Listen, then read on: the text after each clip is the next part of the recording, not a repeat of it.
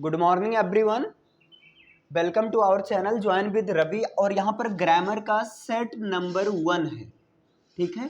यानी कि ये ग्रामर कवर किया जाएगा, इंग्लिश ग्रामर। और यहाँ पर कुछ इस तरीके से कवर किया जाएगा कि ये जो है बेसिक टू एडवांस रहेगा, है ना। बेसिक टू एडवांस रहेगा, चाहे आप एकेडमी में हो तब भी अप्लाई होगा या कंपटीशन में हो तब भी अप्लाई होगा। क्लियर है। और बहुत ज्यादा हद तक इसको जो है स्पोकन पर्पज में भी अप्लाई किया जा सकता है। क्लियर है। तो ये ग्रामर है आपका सेट 1 है। और यहां पर हम लोग शुरू करेंगे। सबसे पहला टॉपिक लेते हैं कि पार्ट्स ऑफ स्पीच। क्लियर है। पहला टॉपिक हम लोग का रहने वाला है पार्ट्स ऑफ स्पीच। चूंकि पहला क्वेश्चन यही बनता है कि पार्ट्स ऑफ स्पीच होता क्या है। क्लियर है। अब यहाँ पर देखिए, जनरली लोगों को पता रहता है सेंटेंस क्या है, वर्ड्स क्या हैं, फ्रेज क्या है, क्लॉज क्या है। लेकिन पहले समझते हैं पार्ट्स ऑफ स्पीच। तो देखिए, पार्ट्स ऑफ स्पीच को अगर हिंदी में बात करें तो इसको हिंदी में बोलते हैं शब्द भेद बोलते हैं। पार्ट्स ऑफ स्पीच को क्या बोला जाता है? शब्द भेद बोला जाता है ना। अब यहां पर प्रश्न आया कि शब्द भेद पार्ट्स, पहला क्वेश्चन तो यही बनता है कि पार्ट्स ऑफ स्पीच होता क्या है।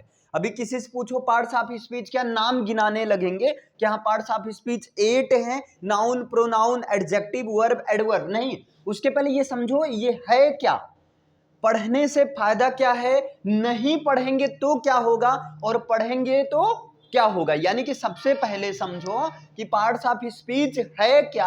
हाँ, ऐसे समझो इसके 8 बच्चे, कोई बात भाई, बात अलग है। पहले ये तो समझो इंसान कैसा है, ये है क्या। तो पार्ट्स ऑफ स्पीच होता है, ये एक प्रकार का ग्रुप होता है ना। ये एक प्रकार का ग्रुप होता है। अब किसका ग्रुप होता है? तो ये वर्ड्स का ग्रुप होता है, शब्दों का ग्रुप होता है, ग्रुप ऑफ वर्ड्स। लेकिन अब क्वेश्चन आता है कि शब्दों के ग्रुप को तो सेंटेंस भी कहते हैं। जैसे अगर मैं लिखूं Ram went to school, Ram school गया, तो यहां पर एक शब्द ये है, एक शब्द ये है, एक शब्द ये, एक शब्द ये है, 1 2 3 4, यानी कि 4 शब्द का ग्रुप। ये भी तो शब्द का ग्रुप है, वर्ड्स का ग्रुप है, तो इसे तो सेंटेंस कहना चाहिए। लेकिन अब यहां पर समझो, ये सेंटेंस है, बिल्कुल सही है। लेकिन जो पार्ट्स ऑफ स्पीच होता है, ये ग्रुप ऑफ वर्ड्स, ये ऐसे वर्ड्स का ग्रुप होता है ना, जिनकी जरूरत सेंटेंस की फॉर्मेशन में होती है। यानी कि to formation of the sentences, to formation of the sentences. देखिए, अब यहां पर ये समझिए, ये पार्ट्स ऑफ स्पीच जो होता है ग्रुप ऑफ वर्ड्स, ऐसे वर्ड्स का ग्रुप होता है जिनको सेंटेंस को बनाने के लिए जरूरत होती है। फिर से मैं अगेन वही सेंटेंस में लिख रहा हूं। सेंटेंस क्या था? Ram went to school, Ram school गया। ठीक है। तो राम बताइए नाम है कि नहीं? ये किसी पर्सन का नाम है। राम के स्थान पर श्याम, घनश्याम, सुनील, मोहन, कोई भी नाम आ सकता है। हो सकता है यहां पर सीता, गीता, सुनीता, अनीता, फीता, मतलब किसी भी लड़की, किसी भी लड़के, किसी का भी नाम आ सकता है। तो जब नाम की बात हो तो उसको बोला जाता है नाउन, उसको बोला जाता है नाउन। राम क्या काम कर रहा है? जाने का। ये वर्ब की गो, वेंट, गॉन, ये जाने का काम कर रहा है। बताइए, जाने का काम कर रहा है। तो जो काम की बात होती है वो होता है वर्ब होता है। वो क्या होता है? वर्ब। ये जो टू है ये रिलेट कर रहा है ना, रिलेशन बता रहा है कि राम का रिलेशन स्कूल से है। यानी कि टू है आपका प्रीपोजिशन। टू क्या हो गया आपका? प्रीपोजिशन। इसके बाद में स्कूल। अब बताइए, स्कूल दो तरीके से काम कर रहा है। यहां पर स्कूल, राम कहां जाता है, ये लोकेशन को बता रहा है, प्लेस को बता रहा है, जगह बता। भाई राम स्कूल गया, ठीक है, राम मंदिर भी तो जा सकता था, राम घर भी तो जा सकता था, ठीक है। लेकिन ये क्या बता रहा है? एक तो प्लेस को बता रहा है। तो इस पर्पज से क्या हुआ? ये एडवर्ब हुआ।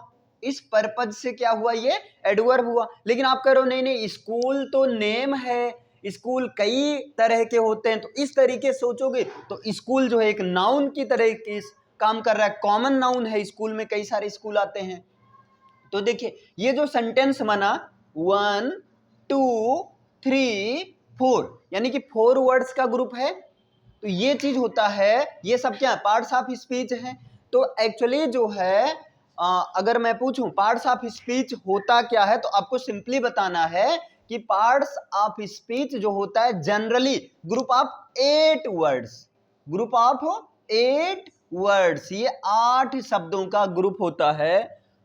और इंग्लिश में कोई भी जो भी सेंटेंस बनते हैं, सारे के सारे सेंटेंस कहीं ना कहीं इन्हीं 8 वर्ड्स है ना, 8 पार्ट्स ऑफ स्पीच से बने होते हैं। ये जनरल हो गया, कहीं पूछा नहीं जाएगा पार्ट्स ऑफ स्पीच क्या है, लेकिन समझो, ऐसे समझो, देखो स्पीच, स्पीच मतलब समझ रहे हैं, कोई स्टेटमेंट, सेंटेंस, ग्रुप, स्पीच के पार्ट, स्पीच के पार्ट, पार्ट का मतलब खंड, पार्ट का मतलब क्या हुआ खंड। तो स्पीच को कई सारे खंडों में, यानी कोई भी सेंटेंस लिखा गया हो उनको 8 नाम दिया जा सकता है ना। 8 नाम कौन से हैं, तो पहला है नाउन, दूसरा क्या है आपका प्रोनाउन है, ठीक है, तीसरा क्या है एडजेक्टिव है, क्लियर है। इसके बाद में क्या है आपका वर्ब है, फिर क्या है एडवर्ब है, इसके बाद में क्या है प्रीपोजिशन है, इसके बाद में क्या है प्रीपोजिशन है, और इसके बाद में है कंजंक्शन, और लास्ट में क्या आता है आपका इंटरजेक्शन, लास्ट में क्या आता है इंटरजेक्शन। तो इस तरीके से है, यानी कि इन्हीं 8 पार्ट्स ऑफ स्पीच से बना होता है। यानी कि इसका मतलब क्या हुआ, किसी भी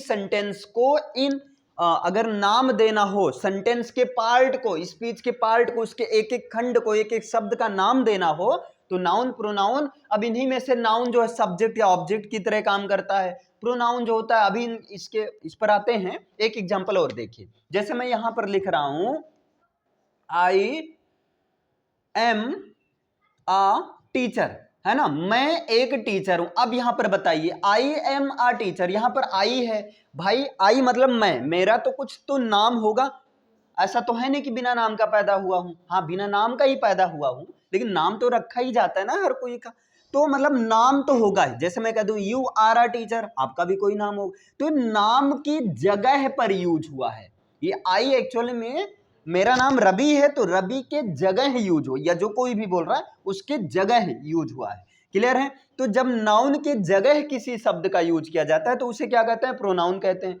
तो इसका नाम क्या हो गया, ये है आपका प्रोनाउन है, ये आपका क्या है प्रोनाउन है। अब यहाँ प्रोनाउन किसकी तरह काम कर रहा है, सब्जेक्ट की तरह, वो अलग बात है, बताते हैं। अब यहाँ पर एम बता रहा है स्टेट को, कि हाँ प्रेजेंट टाइम में मैं टीचर हूं, आई एम बता रहा है स्टेट को, यानी कि ये वर्ब है। वर्ब में कैसा वर्ब है, तो आप बोल सकते हैं जो है एक प्रकार से स्टैटिक वर्ब है, क्लियर है, या वर्ब में ये जो है लिंकिंग वर्ब, मेन वर्ब, मतलब ये वर्ब है। इसके बाद में देखिए यहाँ टीचर, भाई टीचर, टीचर कई होंगे, मैथ्स के टीचर, इंग्लिश के टीचर, है ना, तो टीचर एक तरह से कॉमन हो गया बाकी सारे टीचर के लिए। तो ऐसा शब्द जो कई सारी, जैसे देखो लड़कों में राम, श्याम, मोहन, सुनील, अनिल, ये सारे अलग अलग नाम है, लेकिन इन सब की जगह हम बॉयज का यूज कर दिए, एक कॉमन शब्द, तो ये कॉमन है ना टीचर जो है। अब यहाँ टीचर का कोई नाम नहीं बताया गया, ठीक है, तो ये टीचर आपका नाउन है। नाउन में कैसा नाउन है, कॉमन नाउन है, आगे बताते हैं जब नाउन का पूरा डिटेल करेंगे। तो ये टीचर जो है आपका नाउन है, क्लियर है। इसके बाद ए जो है एक प्रकार से एडजेक्टिव है, लेकिन ए को नाम दिया जाता है आर्टिकल। आर्टिकल में 3 आते हैं, ए, एन और द। तो इस तरीके से ये आपका ये हो गया नाउन हो गया, और ये जो आर्टिकल एक्चुअली एडजेक्टिव का ही पोर्शन होता है, तो ये आर्टिकल हो गया। तो ये बताइए, ये जो है पार्ट्स ऑफ स्पीच में ही तो डिवाइड किए गए हैं।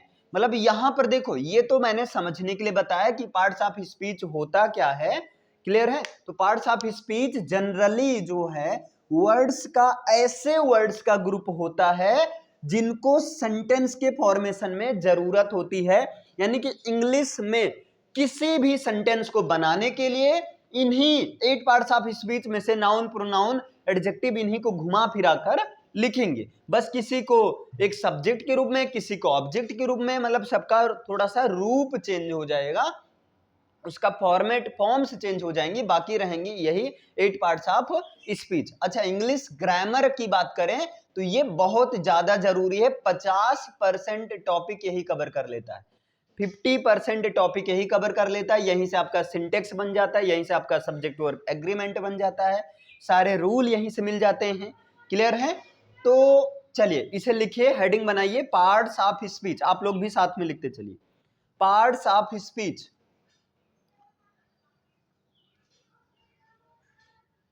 पार्ट्स ऑफ स्पीच, इसे लिख लिए।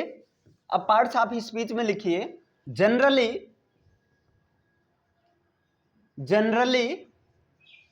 Parts of speech,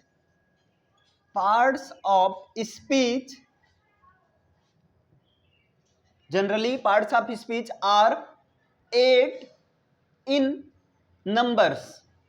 generally parts of speech are 8 in numbers. Generally जो पार्ट्स ऑफ स्पीच होते हैं वो संख्या में कितने होते हैं? 8 होते हैं। अब नाम सबका लिखो।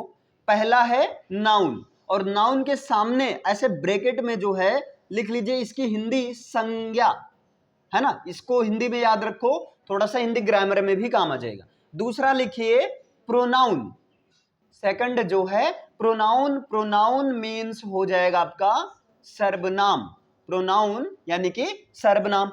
तीसरा लिखिएगा एडजेक्टिव, इसको एडजेक्टिव भी बोलते हैं, एडजेक्टिव यानी कि विशेषण। एडजेक्टिव को क्या बोलते हैं?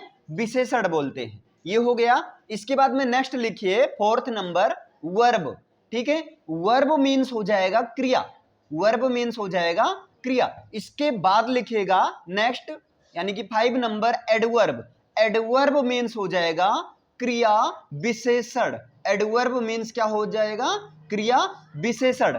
इसके बाद में लिखिएगा कंजंक्शन, इसके बाद में लिखिएगा कंजंक्शन। कंजंक्शन मीन्स होता है संयोजक शब्द, है ना, यानी कि जोड़ने वाला शब्द, संयोजक शब्द। क्लियर है? कंजंक्शन। इसके बाद में 8 नंबर, नहीं, हाँ ठीक है, ठीक, अभी 6 ही तो हुआ। हाँ, कंजंक्शन के बाद लिखिएगा प्रीपोजिशन। ठीक है, प्रीपोजिशन।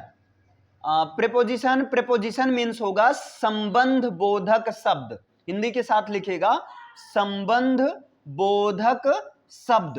ठीक है, और इसके बाद में आता है आपका इंटरजेक्शन। यहां मैं लिख दे रहा हूं 8 number interjection.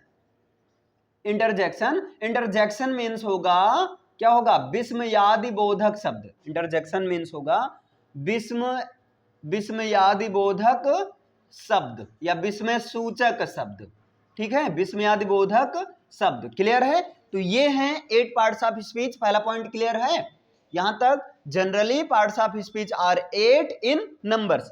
Parts of speech की जरूरत क्यों पड़ी? सेंटेंस को बनाने के लिए इन्हीं पार्ट्स ऑफ स्पीच में से, यानी कि एक सेंटेंस को क्या इन 8 के पार्ट्स ऑफ स्पीच में डिवाइड किया जा सकता है? बिल्कुल, है ना। किसी सेंटेंस में हो सकता है 4 ही पार्ट्स ऑफ स्पीच हो, किसी सेंटेंस में 2 ही हो। तो एक काम करिए, 1-2 एग्जाम्पल लिख लीजिए। ओके, इसे हो गया। अब यहीं पर 1-2 एग्जाम्पल लिखिए, और एग्जाम्पल है आपका, एग्जाम्पल लिखिए आई एम अ टीचर। अभी बिल्कुल बेसिक सा सिंपल सा लिखिए, आई एम अ टीचर। अगर इसकी बात करें तो आई को क्या बोलेंगे? तो यहां पर आई को बोला जाएगा प्रोनाउन, क्योंकि आई नेम की जगह यूज हुआ है। ये जो एम है आपका, ये क्या है? वर्ब है। टीचर एक्चुअली ये जो है नाउन है। ठीक है, टीचर क्या है? नाउन है, नाउन में कॉमन नाउन है। और ये जो ए की बात करें वैसे है एडजेक्टिव, लेकिन इसका एक ए एंड द को स्पेशल नाम दिया गया है, और इसको बोलेंगे आर्टिकल बोलेंगे। इसको क्या बोलेंगे? आर्टिकल। इस तरह से डिवाइड किया गया। किसी भी सेंटेंस को इन्हीं 8 पार्ट्स ऑफ स्पीच में डिवाइड कर सकते हैं। चलो 1-2 और एग्जांपल लिख लो। जैसे मैं कहूं राधिका, ठीक है, जैसे मैं एग्जांपल लिख रहा हूं, राधिका ईट्स द फूड, या राधिका, हाँ ठीक है, Radhika eats the food in party. Radhika party में खाना खाती है। क्लियर है? सपोज करो अब यहां पर बताओ राधिका क्या होंगी, नाम है, मतलब ये नाउन है। अब नाउन में ये पर्सनल नाउन है या अलग से बताएंगे, क्लियर है? ओ सॉरी, पर्सनल नहीं, प्रॉपर नाउन है, ठीक है। ईट्स, ये एक्शन कर रही है खाने का, क्लियर है? तो ईट्स क्या हो जाएगा आपका, वर्ब हो जाएगा, ऐसे करके लिख लीजिए, ये वर्ब है। यहां पर द क्या हो जाएगा बताइए, द हो जाएगा आपका आर्टिकल हो जाएगा, द क्या हो गया, आर्टिकल। और ये फूड, खाने की बात हो रही है तो फूड अगेन ये क्या हो गया, नाउन हो गया, नाउन में कॉमन नाउन है। इन, ये क्या बता रहा है, इन जो है एक तरह संबंध बोध करा रहा है, रिलेशन बता रहा है। तो इन क्या है आपका, प्रीपोजिशन है, इन क्या है, प्रीपोजिशन है। और इसके बाद में पार्टी है ना, पार्टी। अब ये पार्टी दो तरीके से काम करता है, क्लियर है? तो अभी पार्टी जो है नाउन भी इसको कह सकते हैं, और एक पार्टी ये भी लोकेशन को बता रहा है कि राधिका जो खाना खाती कहाँ खाती है, मतलब पार्टी में। तो पार्टी एक तरह से जगह हो गया, तो उस पर्पज से देखा जाए तो एडवर्ब का भी काम करता है, क्लियर है? अभी जो है इसके बारे में डिटेल से बताया जाएगा, लेकिन अभी इतना समझ में आया कि पार्ट्स ऑफ स्पीच 8 होते हैं, और पार्ट्स ऑफ स्पीच की जरूरत क्यों आई, क्योंकि सेंटेंस के फॉर्मेशन में इन्हीं 8 पार्ट्स ऑफ स्पीच में से किसी ना किसी का यूज होता है। अपने 2 सेंटेंस के एग्जाम्पल के थ्रू आपने देखा भी, क्लियर? लोअर क्लास में, छोटी क्लास में आ भी जाता है कि हाँ सेंटेंस दे देंगे और कह देंगे बताओ इनमें से कौन सा नाउन है, कौन सा प्रोनाउन है, कौन सा एडजेक्टिव है, कौन सा क्या है। अभी उसके बारे में भी बताते हैं कैसे आपको पहचानना है। अभी के लिए इतना समझ में आया, यानी कि ये था आपका पार्ट्स ऑफ स्पीच का इंट्रोडक्शन, क्लियर है?